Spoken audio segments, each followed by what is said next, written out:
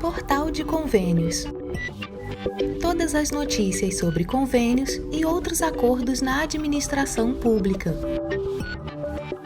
Olá, este é o podcast do Portal de Convênios, um resumo semanal das principais notícias do âmbito da administração pública para você se manter informado em poucos minutos. Marco do saneamento. Por que os pequenos municípios estão atrasados nas metas? A Comissão de Desenvolvimento Regional, a CDR, do Senado, promoveu em 1º de julho uma audiência pública para discutir as dificuldades enfrentadas pelos pequenos municípios no cumprimento das metas estabelecidas pelo novo Marco Legal do Saneamento Básico, a Lei 14.026 de 2020. O debate, que integra a análise do Plano Plurianual PPA 2024-2027, evidenciou os desafios relacionados às exigências para o repasse de recursos da União e os obstáculos que ainda impedem a universalização dos serviços de abastecimento de água e tratamento de esgoto até o ano de 2033. Autor do requerimento que motivou a audiência, o requerimento 23 de 2025 da CDR, o senador Jorge Seife, do PL de Santa Catarina, chamou a atenção para o cenário dos pequenos municípios em estados como Santa Catarina. O estado de Santa Catarina tem 295 municípios. Temos municípios maiores, com mais poder de investimento, e a maioria, grande maioria dos municípios, passa de 80%, municípios com 3.000 habitantes a 5.000 habitantes e que jamais teriam condições econômicas, financeiras ou de atração de investimentos de parcerias públicos-privadas, que são muito importantes para que eles cumpram a meta do Marco Legal do Saneamento. O parlamentar frisou que o objetivo do debate é apresentar ao governo federal como ajudar estados e municípios que necessitam dessa atenção.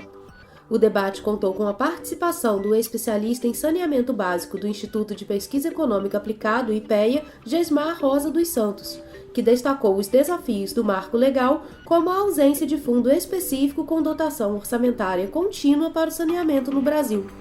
Ele reforçou que o IPEA tem acompanhado avanços no campo e na cidade, mas quando se pensa no campo, naqueles que não têm, que sofrem com a seca e com a chuva, é essencial que tenha um fundo para caminhar aquilo que está dizendo a lei, ou seja, a universalização até 2033.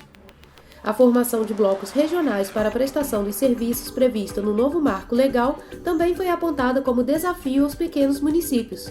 Segundo especialistas, muitas cidades enfrentam dificuldades estruturais para se organizarem regionalmente, o que compromete o acesso a recursos e a capacidade de execução de projetos. Segundo o coordenador de Relações Institucionais e Comunicação do Instituto Trata Brasil, André Rossi Machado, o problema é estrutural. Ele avaliou que o fator complicador é que nesses municípios, muitas vezes, não existe uma densidade demográfica muito grande que facilite a operação. Então ele acredita que deve ser feito um levantamento das necessidades de saneamento básico específicas daquele município e da viabilidade econômica. Durante a apresentação de Cláudia Lima, analista de sustentabilidade da Confederação Nacional dos Municípios, a CNM, a análise do cenário foi retratada com números que representam as entregas da União. Segundo a CNM, o governo federal deveria investir, em média, 23,7 bilhões de reais por ano de 2019 a 2023, mas os investimentos anuais somam apenas 3% da média prevista. Além disso, dados do Plano Nacional de Saneamento Básico, PLANSAB, apontam que o custo da universalização dos 4 serviços de saneamento básico até 2033 era estimado em 597 bilhões em 2013, chegando a 830 bilhões com valores atualizados em 2025. Dados do Sistema Nacional de Informações sobre Saneamento, o SNS, mostram que em 2022, apenas 55% da população brasileira tinha acesso à coleta de esgoto, enquanto 84% tinham acesso à rede de abastecimento de água. A cobertura é ainda mais desigual nas regiões Norte e Nordeste e em áreas rurais. Segundo o IBGE, mais de 70% dos municípios brasileiros têm menos de 20 mil habitantes, o que reforça a urgência de estratégias diferenciadas para garantir a inclusão dessas localidades no processo de universalização. Cláudia Lima destacou as dificuldades das prefeituras para acessar os recursos federais e participar das decisões sobre saneamento.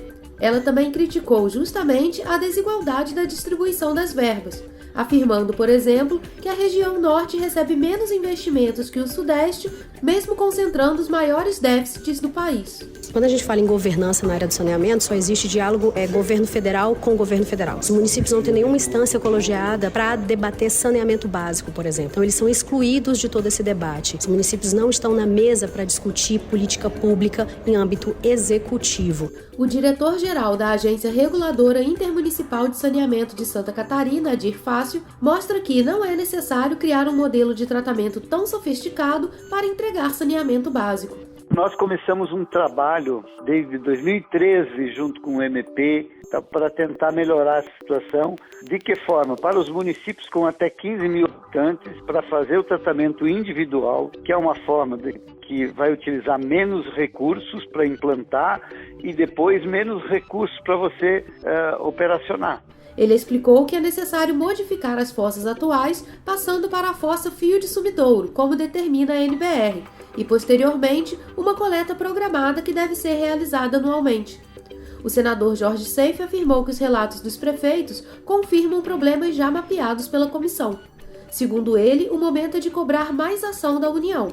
Ele destacou que cabe ao Senado ouvir os gestores, identificar os problemas e propor mudanças na legislação para tornar a política de saneamento mais eficaz. O novo marco do saneamento praticamente transferiu para os municípios essa responsabilidade, nós temos essa consciência e realmente o diagnóstico que eu tenho tido conversando com nossos prefeitos é realmente a preocupação que a senhora trouxe aqui e até com mais profundidade.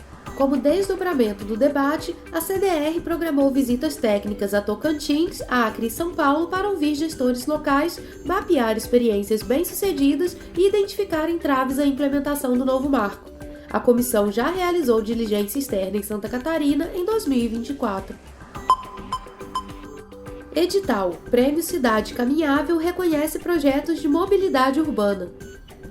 Estão abertas até o dia 14 de julho de 2025 as inscrições para o Prêmio Cidade Caminhável, uma iniciativa do Instituto Caminhabilidade com apoio da Urban 95 e parceria institucional da Walk 21, organização internacional de promoção da caminhabilidade.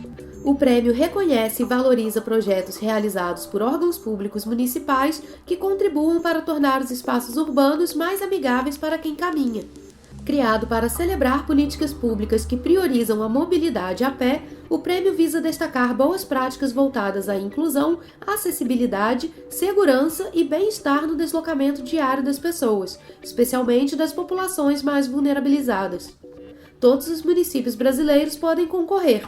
São 3 categorias conforme o número de habitantes: pequenas cidades até 100 mil habitantes, médias cidades de 100.001 a 800 mil habitantes e grandes cidades acima de 800 mil habitantes. As inscrições são gratuitas e devem ser feitas pelas equipes municipais por meio do formulário disponível no site oficial do prêmio. Além dos vencedores em cada categoria, o júri concederá menções honrosas a projetos que promovam a mobilidade do cuidado, com foco na inclusão de mulheres, crianças e demais grupos historicamente invisibilizados nos planejamentos urbanos.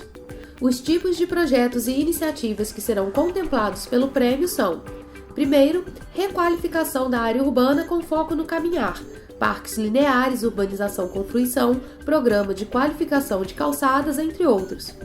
Segundo, redistribuição viária, implantação de calçadões, extensão de calçadas, entre outros.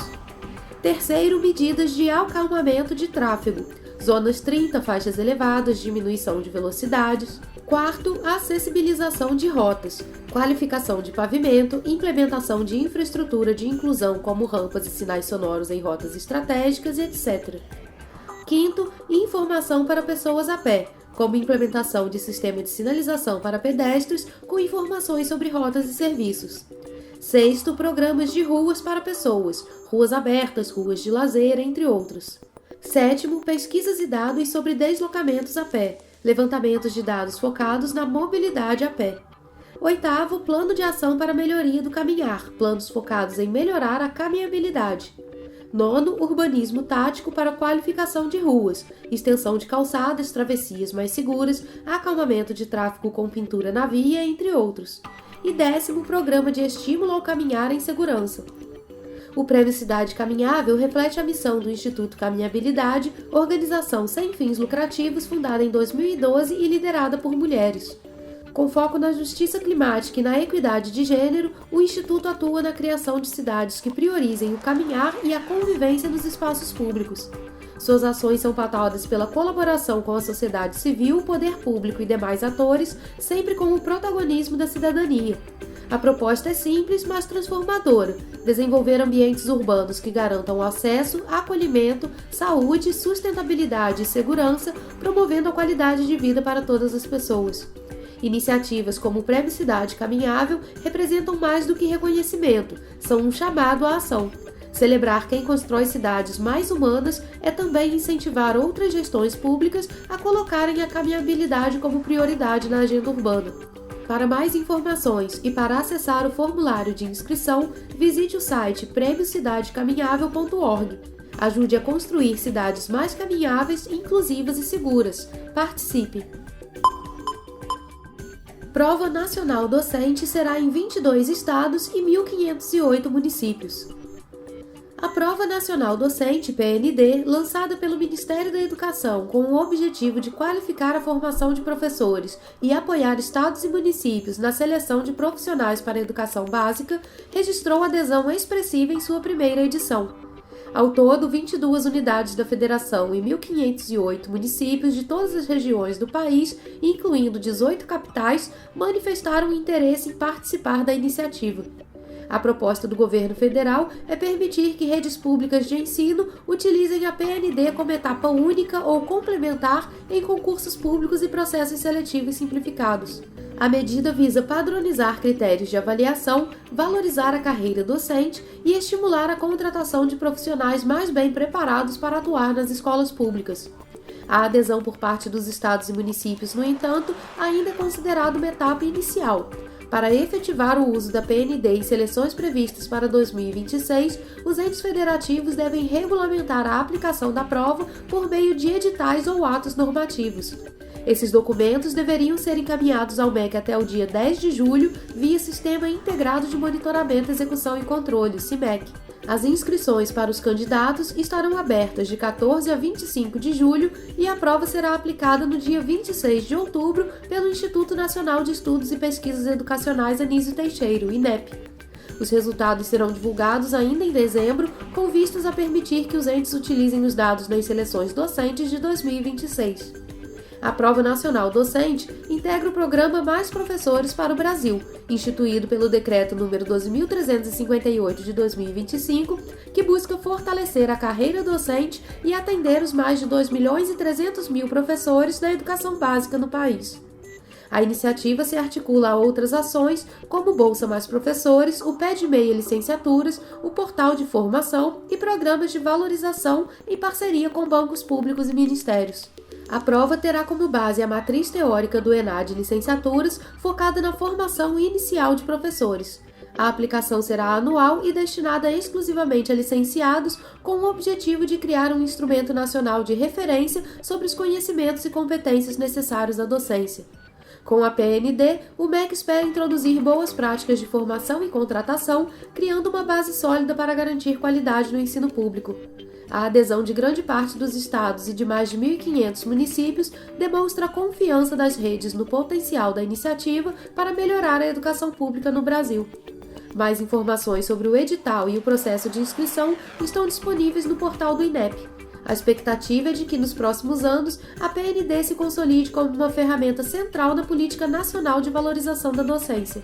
Acesse portalconvênios.com e confira o cronograma 2025 da PND.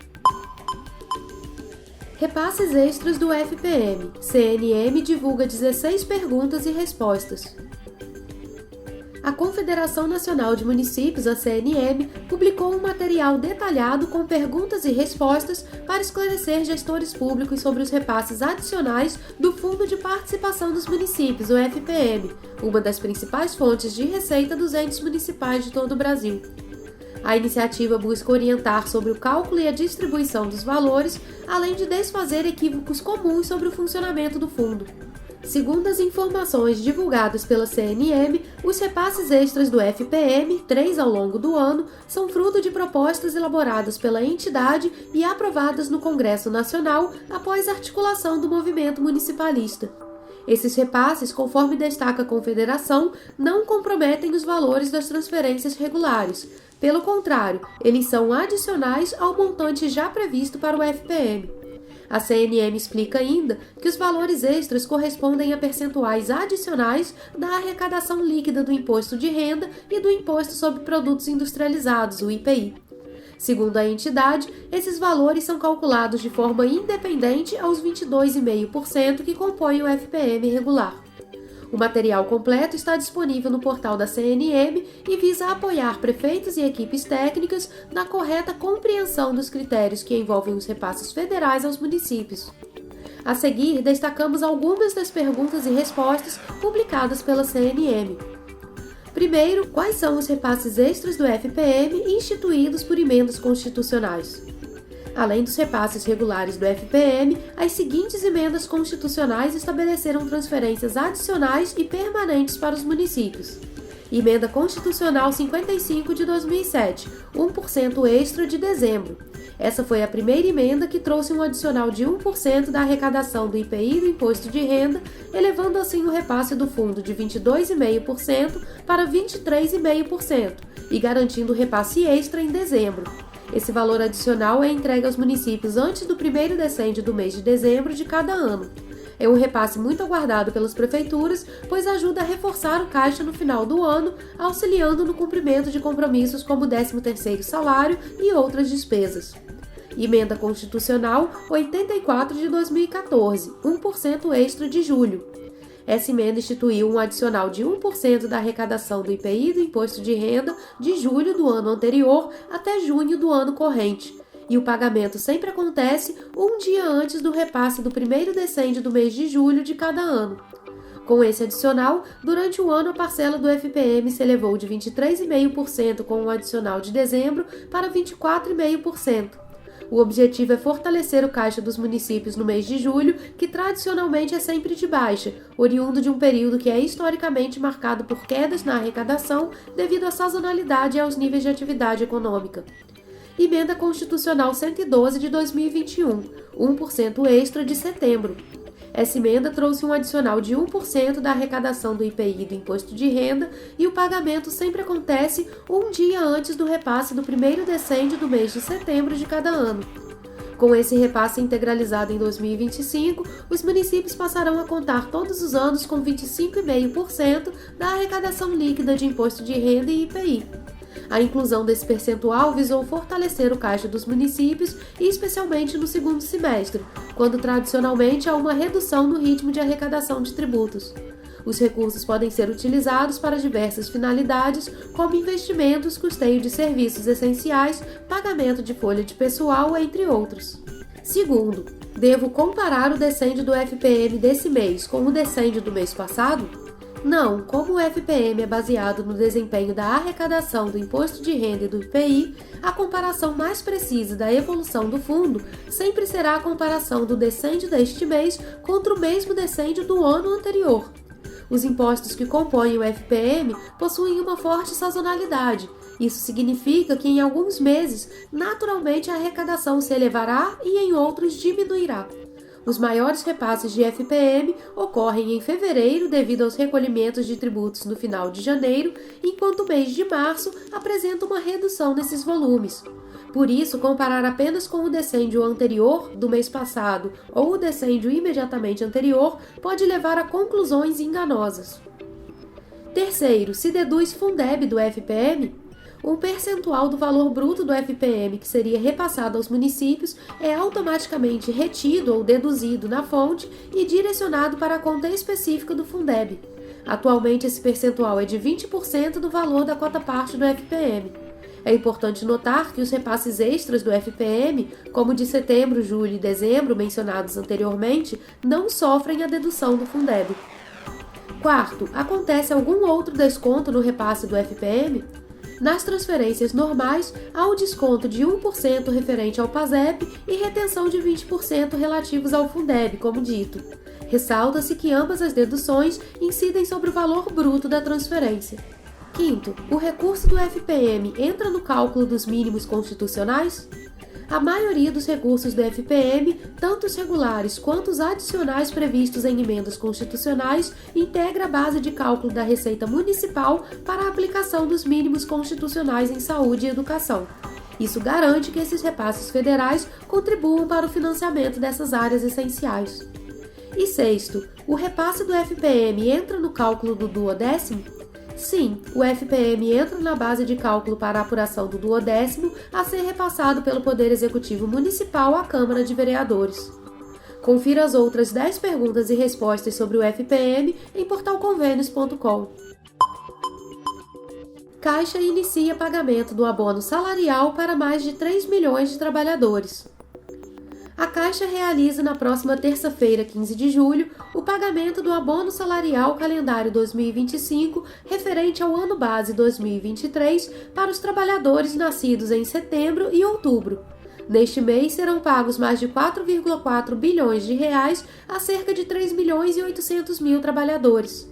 O crédito do benefício é feito conforme o mês de nascimento dos trabalhadores e os valores variam de acordo com o período trabalhado durante o ano base 2023.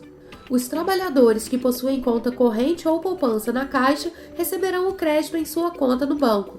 Os demais beneficiários receberão os valores por meio da poupança no Caixa Tem, aberta automaticamente pela Caixa de acordo com o calendário de pagamento 2025. A movimentação dessa conta poupança é realizada pelo aplicativo Caixa Tem, que permite pagar contas, efetuar transferências, pagar na maquininha e realizar compras com o cartão de débito virtual.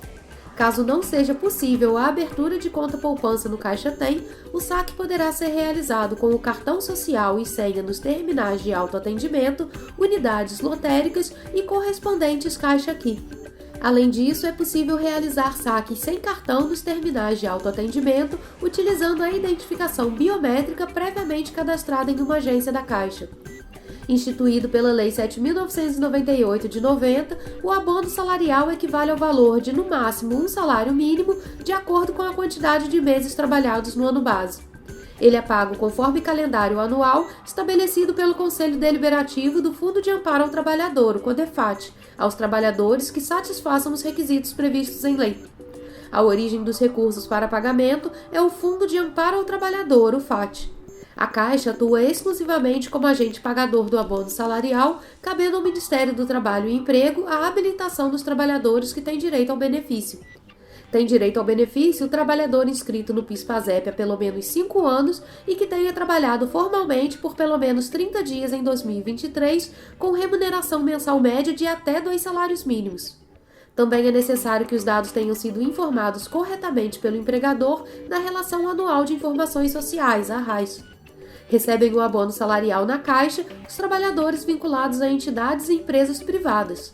As pessoas que trabalham no setor público possuem inscrição PASEP e recebem o benefício no Banco do Brasil. Dúvidas sobre processamento das informações sociais do trabalhador no RAIS Social, calendário de pagamentos, identificação, concessão, valor e situação do benefício podem ser sanadas nos canais de atendimento do Ministério do Trabalho e Emprego, no aplicativo Carteira de Trabalho Digital, no portal gov.br e no canal telefônico 158. Para os trabalhadores nascidos de janeiro a outubro, a Caixa disponibiliza a consulta às informações do pagamento pelos seguintes canais: aplicativo Caixa Tem, aplicativo Caixa Trabalhador no iOS ou app Benefícios Sociais no Android, Portal Cidadão e no atendimento Caixa ao Cidadão pelo número 111 ou por meio do 0800 726 0207, opção 3. Os dados de pagamento dos trabalhadores que nasceram nos meses de novembro e dezembro estarão disponíveis nos canais da Caixa, conforme o calendário de pagamento do abono salarial. Veja em portalconvênios.com o calendário de pagamento completo do abono salarial 2025.